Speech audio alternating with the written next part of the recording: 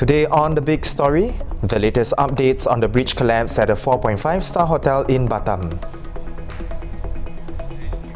Dengue infections are on the rise again, with the most deaths in more than a decade. Stay tuned to find out more. League leaders Liverpool and Man City go head-to-head in a top-of-the-table clash. What's your prediction? Hello and welcome to The Big Story, where we will discuss the top news of today and why it matters. I'm Haryanto Diman, coming to you live from the Straits Times newsroom. Now, the 26 Singaporeans who were injured after a breach in a 4.5-star hotel in Batam collapsed yesterday afternoon have returned to Singapore earlier today. Now, they were identified as Mendaki employees in a statement released by the self-help group this morning. The unfortunate incident occurred just after 4 p.m. yesterday at Montego Resorts, Nongsa. News site Detik.com reported Riau Islands Provincial Police said the wooden foundations of the bridge probably decayed. Montego Resorts Nongsa disputed this, saying too many people standing in a concentrated area caused the collapse. The 26 Mendaki employees were in Batam for a retreat to discuss work plans for next year. Mendaki said 24 of them suffered only light injuries and were treated as outpatients, while the other 2 will need further medical care in Singapore. Now, joining us with the latest updates is journalist Lim Min Zhang. Welcome, Min Zhang. Now, Min Zhang, you were at the ferry terminal earlier today as the Singaporeans returned here. What was the situation like? How were they? Right, so earlier today they arrived at Tanah Merah ferry terminal from Nong Sapura ferry terminal.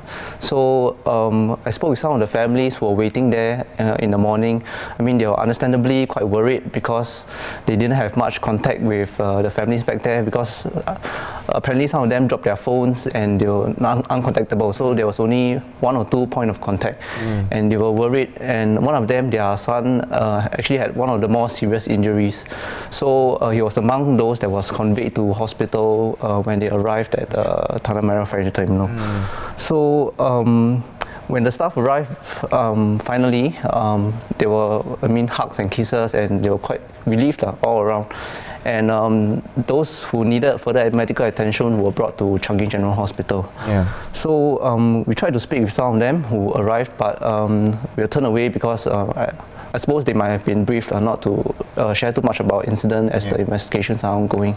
I mean, if you could take us through again, what actually happened prior to the bridge collapsing? Right, so we have some information from the hotel itself, as well as from Mendaki. So according to them, the group of about 30 people were standing on one part of the bridge. They were posing for a group photo, or they were preparing to take a photo. And apparently that weight was too much for the part of the bridge, and the bridge gave way. And Montego Resorts Nongsa has also responded to this incident. What did they say? Is business operations still ongoing as per normal? Right, so in their statement, they said the bridge has been cordoned off, so obviously no one is allowed on the bridge at the moment.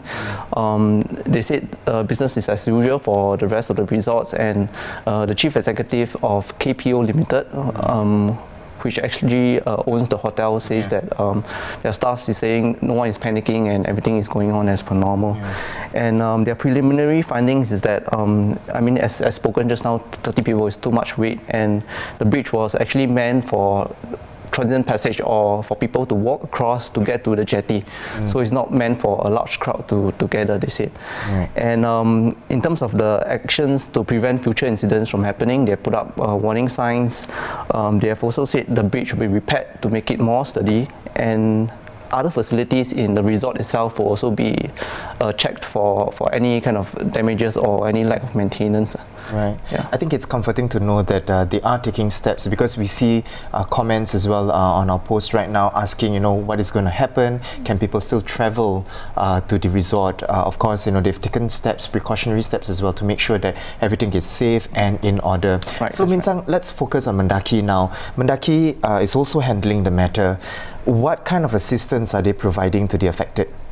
Right, so the resort was, the retreat was a 2-day, 1-night affair. So they were supposed to come back later today, but Mendaki has arranged for all of them to come back in one ferry. So all 100 staff who were there for the retreat are actually back in Singapore safely, and they are keeping tabs on the people who are conveyed to hospital to make sure that their further checkups is fine, and those who need more assistance is actually have the treatment provided for them. Right. Now, thank you, Min Zhang, for the latest updates on the Batam bridge collapse. Now, for more on this story as it continues to unfold, stay tuned to our website, straitstimes.com. And of course, on this note, we wish a speedy recovery to those affected.